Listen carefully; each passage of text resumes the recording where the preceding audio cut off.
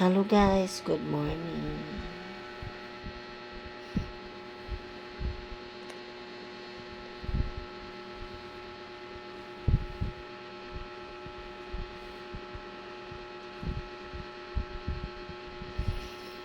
Ang init, umaga pa lang mainit na. Tagal ko nang hindi nagtinda. Namiss ko na.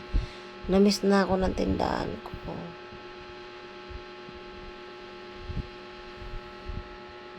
Nakaka-stress na. Kulay itim na yung buhok ko. Sa dulo kulay light brown, red brown.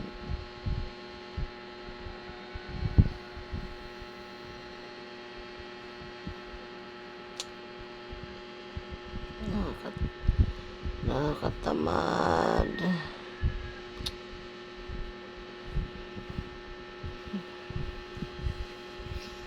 Nakakainis.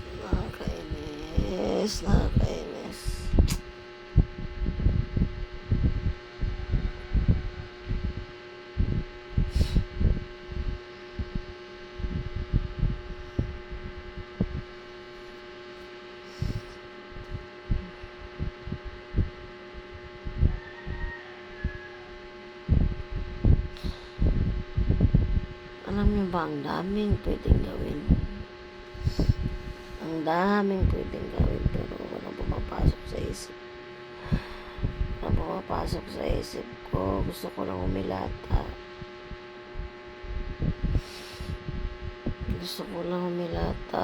Ayoko nang gumalaw pa dyan sa labas. Gusto ko lang matulog.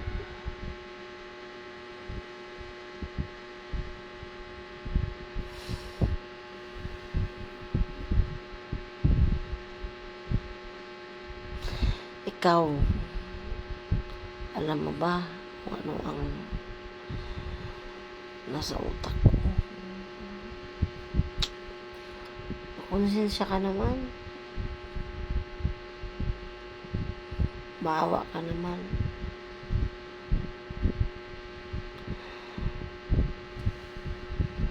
Masaya ka ba? Dahil nakakasakit ka ng iba. Baka naman.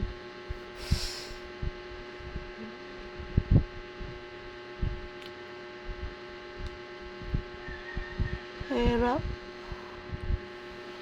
Ang hirap.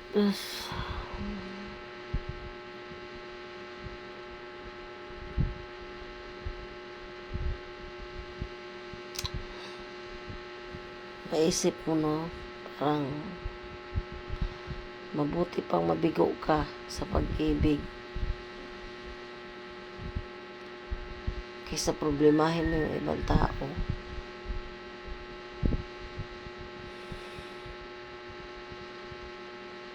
Yung problema ka na hindi mo problema.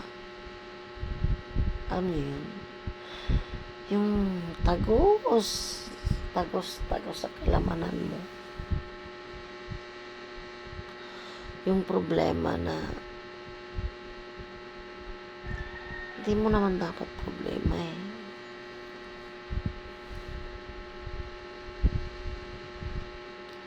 Kaso may mga tao talagang hirap.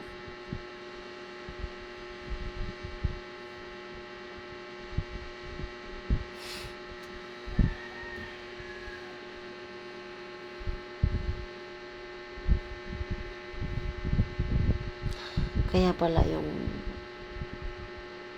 kung hindi mo na makontrol yung sarili mo. Wala. Turling ka talaga.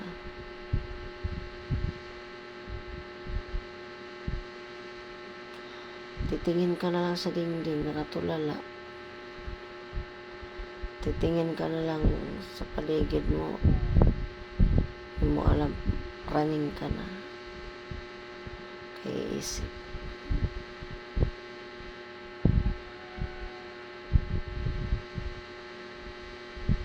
Kayo, naranasan niyo ba yung ganito?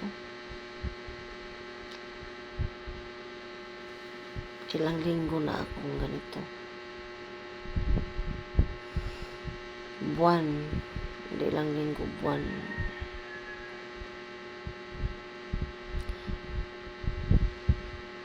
Basta, yung ramdam mo yung pagod ka na kaiisip. Hindi mo naman dapat isipin. Pero sumisiksik sa isip mo. Yung Diyos ko Maria.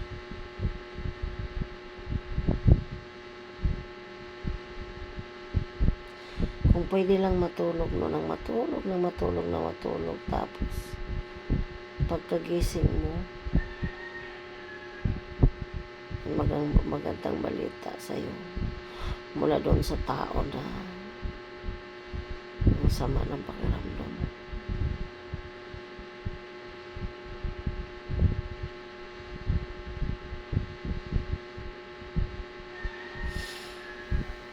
Wala, ganun talaga.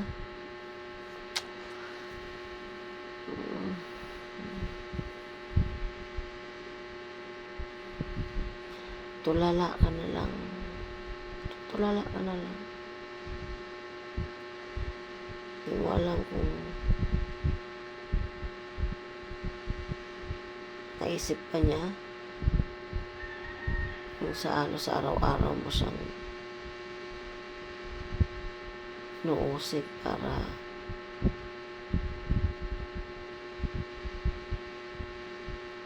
marinig ka niya. Dahil nung panahon na kinukulit ka niya dahil kailangan ka, yung pilit mong ayawan dahil ayaw mong madamay, pero nang dahil sa pakiusap, bumigay ka dahil naawa ka. Tapos yung ngayon, yung ikaw yung kawawa. Yung problema niya naramdaman, doble pa yung naramdaman mo. At kailangan itapon nyo sa ibang tao ang problema nyo. At kailangan yung damay.